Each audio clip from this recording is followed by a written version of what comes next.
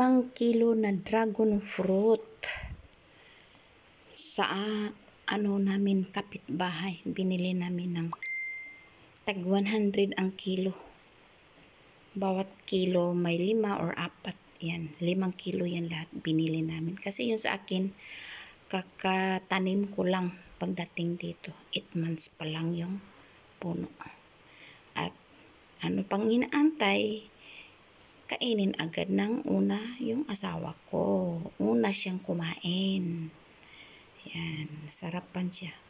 Kung ako guys, mas masarap ito kainin kaysa igawa mo ng shake.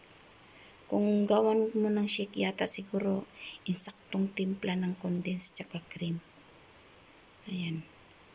O, kumain din yung anak kong isa. Masarap kasi siya pag diretso mo lang kain. Wow, maengganyo ka sa kulay.